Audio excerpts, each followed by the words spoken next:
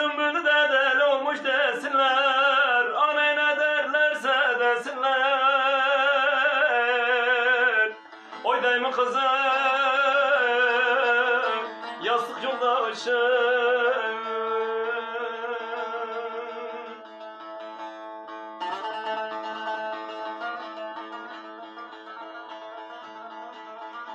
Vay vay vay.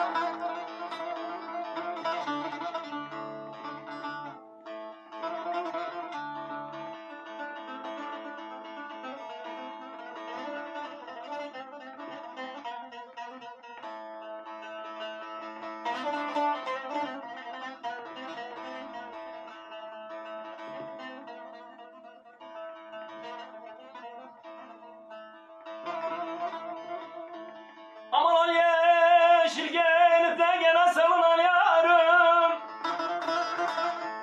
Aman al yeşil gelip de gene salınan yarım. Beyaz su bulanda gezen yarım yarım yarım. Aman o 8 odalı eve sığmayan yarım, sığmayan yarım, sığmayan yarım.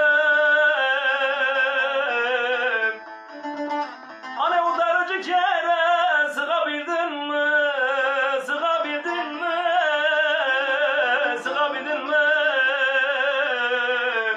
Oy dayımın kızı yastık yoldaşım.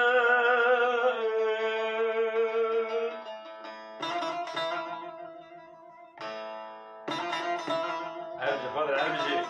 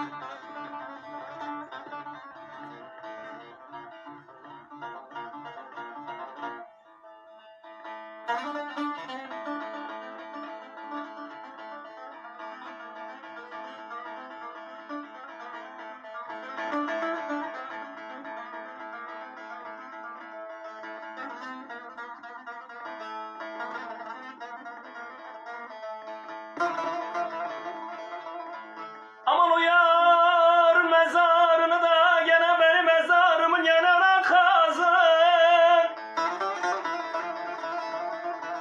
Aman o yar mezarını da gene benim mezarımın yanına kazın. La ben onsuz edemem, edemem, edemem. Anne yanımda kalsın, yanımda kalsın.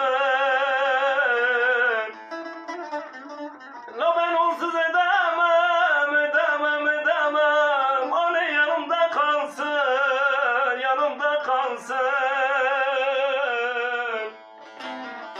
La yavrum ikimiz de gözü yaşlı büyüdük, büyüdük, büyüdük. La yavrum size vasiyetimde bunu benim mezarımın başına yazın. Yastık yoldaşım, dayımın kızı. Aman ikimiz de gözü yaşlı büyüdük, büyüdük, büyüdük. La yavrum size vasiyetimde bunu benim mezarımın başına yazın. O yastık yoldaşım, arkadaşım, dert yoldaşım.